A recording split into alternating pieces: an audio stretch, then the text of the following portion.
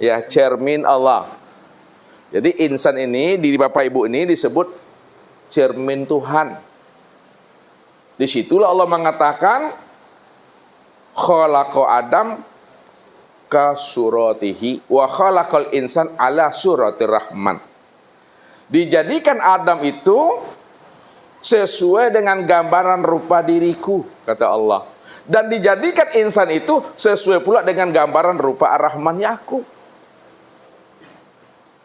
Makanya Adam, diri kita ini disebut cermin Allah, tempat memandang nyatanya akan rupa diri Allah.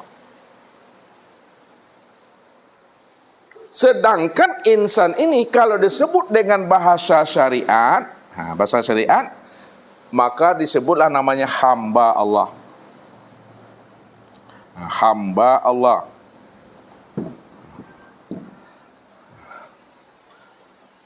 Hamba Allah itu maksudnya hamba itu yang Allah.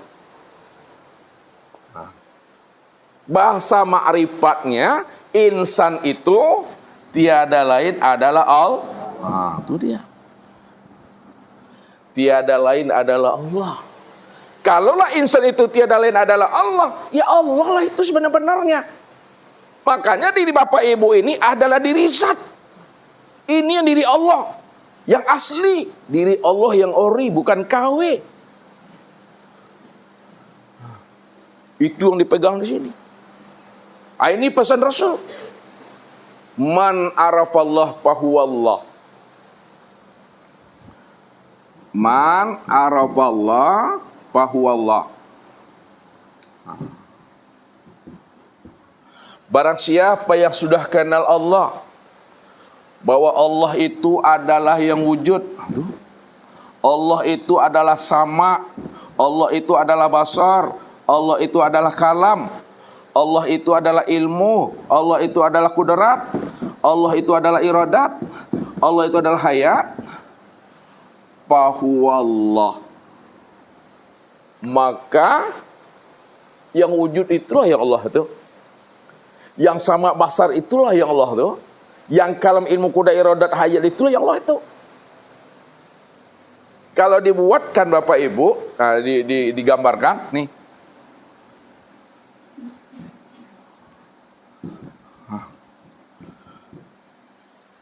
Siapa yang kenal Allah, bahwa Allah itu yang wujud, maka sesungguhnya yang wujud adalah Allah. Mana yang dikatakan wujud Allah itu yang mana? Yang dikatakan wujud Allah secara sempurna dan nyata, ori, asli itu, mulai dari ujung rambut sampai ujung kaki. Inilah yang disebut namanya wujudullah itu.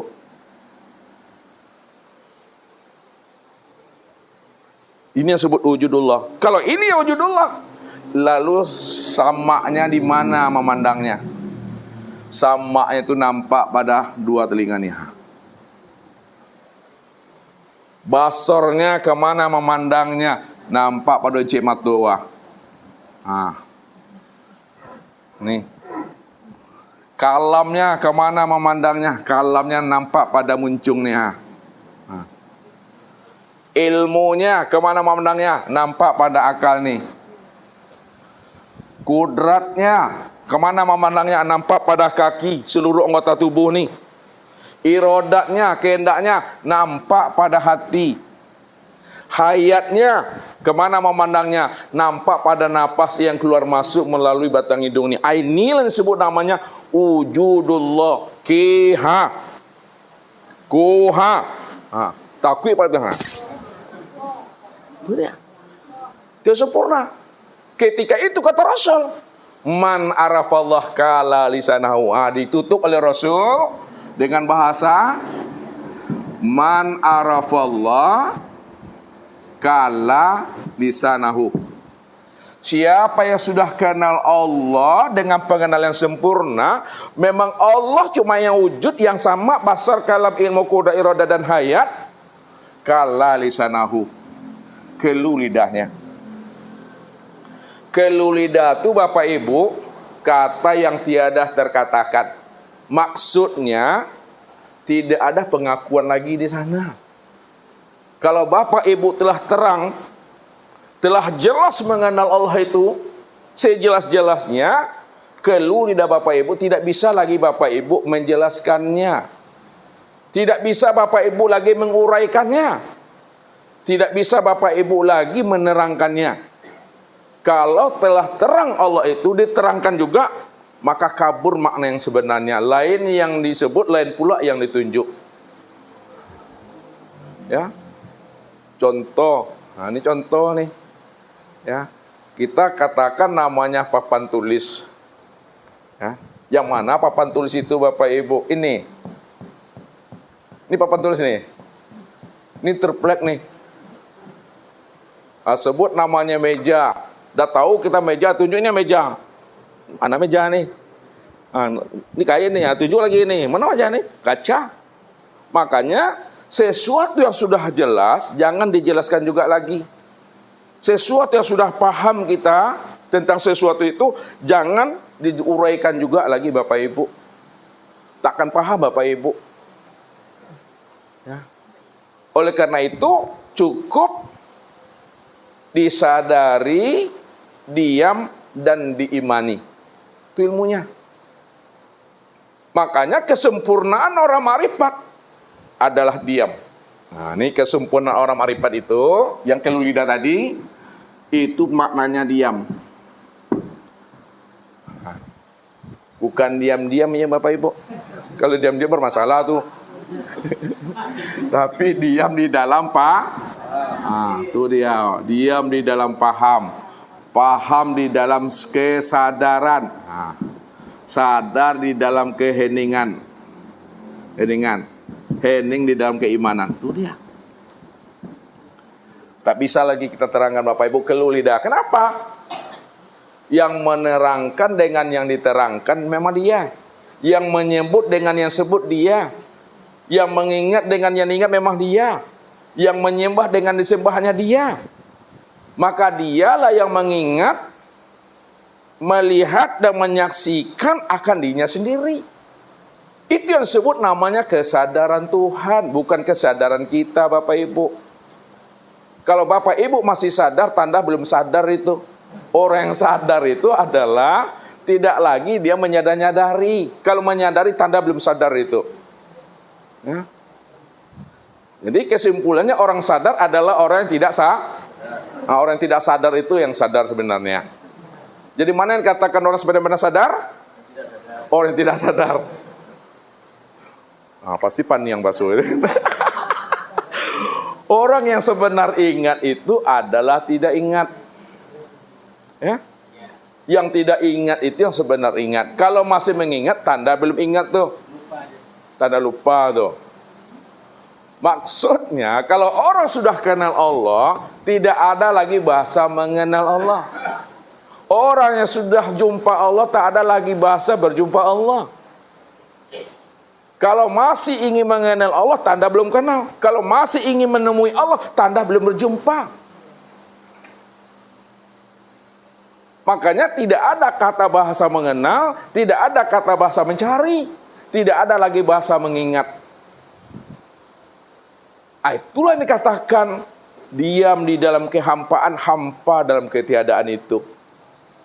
Cukup dinikmati dan dirasakan Bapak Ibu. Heningkan akal nih. Heningkan akal pikir, heningkan hati, heningkan perasaan. Kalau sudah hening akal pikir, hati dan perasaan, di dalam keheningan itulah nyatanya Allah di situ. Hening kita sebentar.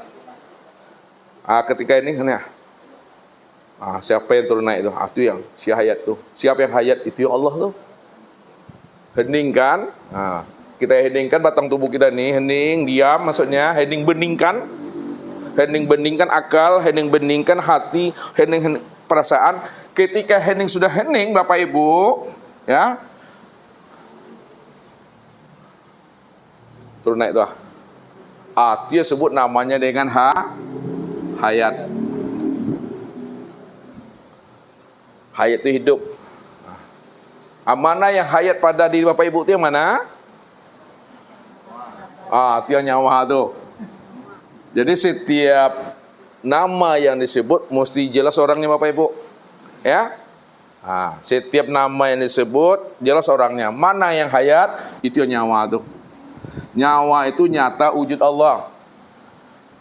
Nyawa. Sekarang yang mana nyawa itu Ustadz? Setiap nama pasti ada orangnya. Sekarang nyawa, mana orangnya? Yang dikatakan nyawa itu adalah napas. Yang turun naik itu Itu kan sebutan masih Bapak Ibu. Kata Ustadz, setiap nama ada orangnya. Napas baru sebutan, mana orangnya itu? Yang napas itu disebut nama dengan ruh. Ruh itu rahasia wujud, rahasia aku. Ruh itu mana orang itu? Ruh itulah yang disebut namanya dengan sifat.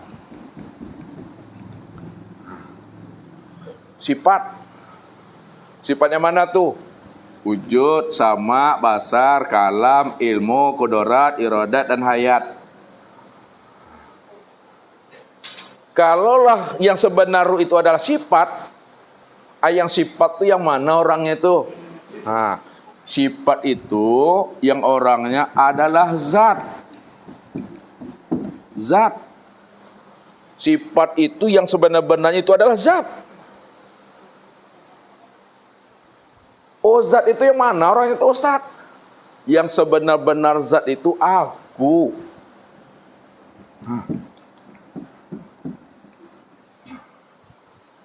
Siapa nama aku tuh yang dikatakan zat?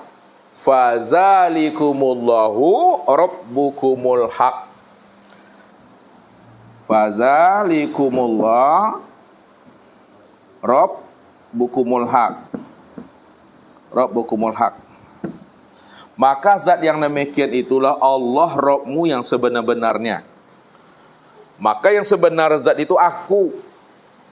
Siapa nama zat itu yang aku itu? Allah. Allah Bapak Ibu namanya nih Allah. Kalaulah zat itu namanya adalah Allah dan itulah yang dikatakan aku sejati, mana yang aku tuh? Yang aku tuh Bapak Ibu ini yang kosongnya. Tuh. Kosongnya mana Ustaz? Aku tuh Bapak Ibu bukan yang kosong itu. Akan tetapi di balik yang kosong itu yang aku tuh. Tahu? Di balik yang kosong tuh aku. Bukan di balik yang kosong itu yang aku Bapak Ibu. Yang kosong yang sebenarnya itu adalah hakikat rahasia di balik yang kosong itu yang aku. Itu yang membuat paning aku tuh. Ya, paning aku tidak bisa lagi disebut. Karena dia tidak bisa disebut, maka dikatakanlah dengan istilah la sautun wala harpun bil haqqi illallah. Rupanya Allah itu tidak ada kata dan suara Bapak Ibu.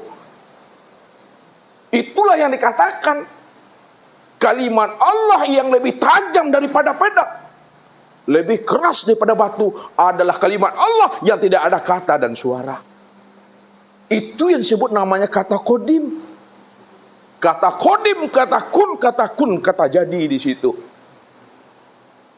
Makanya pada saat Daksur mengayunkan pedangnya di hadapan Rasulullah. Ya Muhammad, siapa yang mampu menyelamatkan engkau ya Muhammad dari pedangku ini? Apa kata Rasulullah? Allah. Allah yang disebut oleh Rasul, dia sudah mengenal Allah itu tiada, inilah wujud nyata dirinya itu. Kalau inilah wujud nyata dirinya yang disebut namanya wujudullah, maka siapa yang berkata itu? Itu adalah dia. Kalau dia berkata katanya kodim, kata kun adalah kata jadi. Jatuhlah pedangnya Daksur, diambil oleh Rasulullah. Hei Daksur, siapa yang mampu menyelamatkan kamu dari pedangku ini? Tidak ada ya Rasulullah, melainkan hanya maafnya engkau ya Rasul yang kau berikan kepada aku. Dimaafkan oleh Rasulullah Bapak Ibu. Ketika itulah Daksur mengatakan, Ashhadu an la ilaha illallah wa ashhadu annaka Muhammad Rasulullah. Islam Daksur. Kenapa? Karena akhlak dan etikanya Rasulullah itu. Maka Rasulullah itu diutus liutamima makarimal akhlak, menyempurnakan adab, menyempurnakan etika. Begitulah Rasulullah itu menjadi rahmatan fil alamin dan rahmatan lil alamin. Maka ketika Rasulullah memahami siapa dirinya sebenarnya, siapa diri sejatinya, maka disitulah beliau mampu memulangkan kembali segala ujian dan cobaan itu kembali kepada yang punya. Lihat Rasulullah Bapak Ibu, ketika Rasulullah itu dilempar oleh orang Taif, ya, sampai berdarah batang tubuhnya ini. Kemudian datanglah malaikat Jibril memberikan tawaran kepada beliau. Ya Muhammad, engkau kan utusan Allah, engkau kan kekasih Allah. Berdoalah engkau kepada Allah ya Muhammad. Kalau engkau mau berdoa kepada Allah, doamu mustajab. Maka sekejap mata aku akan cabut, ya, gunung-gunung batu itu dan aku lemparkan kepada mereka. Negeri mereka akan aku gulung. Kata malaikat. Apa kata Rasulullah? Wahai Jibril, aku ini diutus Allah bukan untuk melaknat umat, tapi aku diutus oleh Allah li utamima makarimal akhlak. Aku diutus oleh Allah bukan untuk melaknat umat ini, tapi aku diutus oleh Allah untuk menyempurnakan adab mereka, supaya mereka kenal siapa Tuhannya dan siapa dirinya yang sebenar-benarnya. Disitulah Rasulullah memahami dan menyadari bahwa dirinya sedang diuji oleh Allah dengan sifat jalalnya. Jadi ketika Rasulullah itu diuji oleh Allah, nampak pada wujud si A, si B, dan si C, maka disitulah Rasulullah memulangkan itu kembali kepada Allah. Apa kata Rasulullah? Walaupun harimau di dalam kambing juga keduanya itu, ya, Allahumma hadi qaumi fa innahum la ya'lamun. Ya Allah, berilah mereka itu hidayah dan petunjuk ya Allah, karena mereka tidak mampu mengenal siapa dirinya dan siapa dirimu ya Allah. Dan mereka tidak mampu siapa yang berdiri di hadapan mereka ya Allah. Rasulullah minta di situ. Hakikatnya Allah menguji Muhammad melalui tajalli dirinya. Bukankah Bapak Ibu ini, orang Taif itu adalah bentuk lain daripada rupa dirinya? Disitulah Rasulullah bisa sabar. Tak mungkin dia bisa mengambil batu melempar Nabi kalau tidak ada kudrat, kalau tidak ada iradat, kalau tidak ada sama basar kalam. Siapa si kudrat, siapa si iradat? Itu Allah. Maka siapa yang mampu memandang Allah di atas segala-galanya, insya Allah dia bisa menyikapi hidup itu dengan jalan sabar, ikhlas, dan istiqomah Bapak Ibu. Ini yang diajarkan oleh Rasulullah kepada Abu Bakar, Umar, Utsman, dan Ali. Bagaimana pandangan hati kita itu mesti mampu memandang Allah di atas segala-galanya. Maka apa kata Abu Bakar As-Siddiq? Ma ra'aitu sayyan ila wa ra'aitullahu qablahu. Tidaklah aku melihat sesuatu ya Rasul, melainkan hatiku mampu memandang Allah sebelum sesuatu itu. Sebelum peristiwa hati dah mampu memandang Allahnya. Lalu disempurnakanlah kasabnya Abu Bakar ini oleh Umar bin Khattab. Apa kata beliau? Ma ra'aitu sayyan ila wa ra'aitullahu ba'dahu. Tidaklah aku melihat sesuatu ya Rasul, melainkan hatiku ini mampu memandang Allahnya sebelum sesuatu dan setelah sesuatu. Lalu disempurnakan lagi oleh Utsman bin Affan. Ma ra'aitu sayyan ila wa ra'aitullahu ma'ahu. Tidaklah aku memandang sesuatu ya Rasul, melainkan hatiku mampu memandang Allahnya sebelum sesuatu, setelah sesuatu, dan beserta sesuatu. Lalu disempurnakan kasabnya ini oleh Ali bin Abi Thalib. Apa kata beliau? Ma ra'aitu sayyan ila wa ra'aitullahu fihi. Tidaklah aku melihat sesuatu ya Rasul, melainkan hatiku mampu memandang Allahnya sebelum sesuatu, setelah sesuatu, beserta sesuatu, dan meliputi akan segala sesuatu, zahir dan batin, luar dan dalam. Itulah Allah tuh. Disitulah kita bisa menyikapi hidup ini penuh dengan kesabaran dan keikhlasan serta keistiqomahan. Jadi Allah sedang menguji dirinya. Bisakah kamu hai Muhammad memandang aku di balik ujian itu? Makanya ujian itu dua cuma Allah berikan kepada kita. Tak banyak, dua. Apa kata Allah? wa balawnahum bil hasanati wa sayyiati la'allahum yarji'un. Aku uji kamu dengan kebaikan dan keburukan. Ya, salat kita, puasa kita, zakat kita, haji kita, berzikir kita, beribadah kita, itu ujian tuh. Apakah kita sombong dengan ibadah kita? Ya. Nah, apakah kita akan banding-bandingkan amal kita dengan amal sahabat kita? Itu ujian. Buruk juga ujian. Tidak sholat, tidak beribadah, tidak puasa, juga ujian. Tapi kata Allah, la'allahum yarji'un. Semuanya itu pulangkan kembali kepada aku, kata Allah. Kalau dipulangkan kembali kepada Allah, insya Allah ado sama dimakan, tidak ado sama dicari. Ado syukuri, tidak ado sabar. Itu cara menyikapi. Bapak Ibu, pulangkan kembali kepada Allah. Makanya kalaulah sempurna nyatanya wujud Allah, maka apapun amal Bapak Ibu, maka inilah disebut namanya amal ma'rifat. Nah, jadi yang dikatakan amal ma'rifat itu adalah insan yang telah mengenal akan Allah. Nah, itu disebut namanya amal ma'rifat. Amal ma'rifat ini amal yang sudah mengenal Allah. Artinya apa amal yang sudah mengenal Allah itu? Memang dialah yang beramal di situ. Dialah yang berbuat di situ. Tidak ada lagi diri kita Bapak Ibu. Makanya Ustaz katakan, kalau diri kita tidak ada, yang ada hanya Allah. Pertanyaan Ustaz, masih ingat ke Bapak Ibu kaji yang lalu tuh? Kan diri kita tidak ada. Yang ada cuma diri Allah. Pertanyaannya, siapa yang menyembah? Yang kedua, siapa yang disembah? Kan di Bapak Ibu tidak ada lagi tuh. Kalau diri kita tidak ada, pertanyaan siapa yang menyembah dan siapa yang disembah? Siapa yang menyembah itu Bapak Ibu? Yang menyembah itu disebut namanya Muhammad. Muhammad itu udah sempurna wujud rupanya, yang disebut namanya itu insan. Insan itu yang disebut namanya Muhammad. Ini menguraikannya. Nanti baru kita patrikan. Siapa yang menyembah? Yang menyembah Muhammad. Siapa pula yang disembah? Yang disembah itu adalah Allah. Allah lah yang disembah oleh Muhammad. Kalau ada Allah, ada Muhammad, berarti ada dua. Walaupun dua, namun dua yang tiada berpisah. Dua yang tiada bercerai. Ya. Contoh, lado Bapak Ibu. Kalian tahu lado? Cabai. Ya. Ini lado.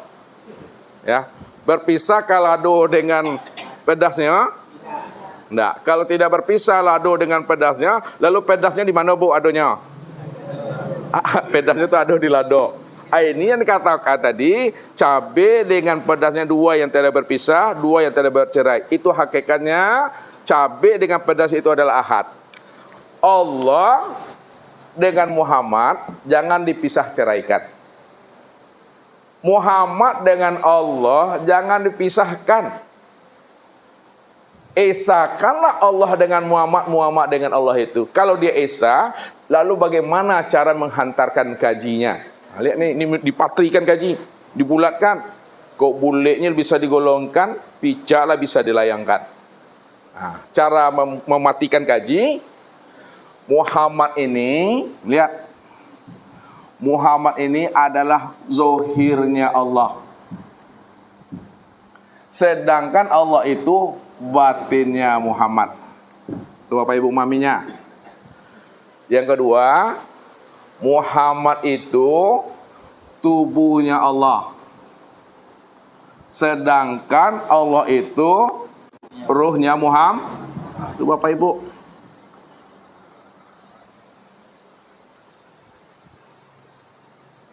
Maknanya, ya, Muhammad itu adalah wujudku. Itu aku rahasianya. Ya. Muhammad itu wujudku dan aku rahasianya. contoh. Nih, Ustadz antarkan contohnya kepada Pak Imam kita nih. Nih, Pak Imam kita. Pak Imam ini ya adalah Tuhan. Nih, Bapak Ibu simak bahasa Ustadznya. Pak Imam kita nih Tuhan. Nama dirinya adalah Allah. Nah, dirinya bernama Allah, wujudnya bernama Muhammad, rupanya bernama Adam, rahasianya disebut insan. Itu adalah Esa. Maka kalau beliau mengatakan Allah itu diriku, Muhammad itu wujudku, Adam itu rupaku, insan itu rahasiaku, aku juga alaimer aku dalam keakuan aku. Ketika itu beliau merahasiakan dirinya. Di situ rasanya. Itu yang sebut namanya insan kamil mukamil. Sudah sempurna tuh Bapak Ibu. Maka itu yang dikatakan amal ma'rifat. Jadi amal ma'rifat itu memang dirinya yang berbuat semata-mata, tak ada wujud yang lain lagi. Kalau masih terpandang ada wujud yang lain, berarti jatuh syirik di situ. Berarti diri kita belum hapus. Padahal tadi dikatakan orang yang sudah kenal Tuhan pasti binasa dirinya. Bukti dirinya binasa, tak ada lagi dia merasa wujud. Bukti dirinya binasa, tidak ada lagi dia merasa hayat. Tidak ada lagi merasa sama basar kalam, ilmu kudat dan iradat. Tapi kalau masih ada dirinya merasa wujud, melihat dan mendengar, tandanya dirinya belum mati, tandanya dirinya belum fana. Kalau belum fana dirinya, apa kata Rasul? Wujuduka zanbun. Nah, ini jawabannya kata Nabi. Kalau dirinya belum mati, kata Nabi, wujuduka zanbun. Apa artinya nih? Adanya pengakuan dirimu itu dosa, itu dah. Adanya pengakuan diri itu adalah dosa. Kalau kita merasa ada, itu dosa itu. Kita ada, Allah juga ada pula. Padahal Allah ada dengan sendirinya. Kita adanya diadakan. Kalau kita ini ada diadakan, itu makna yang sebenarnya kita inilah tajalli diri Tuhan itu.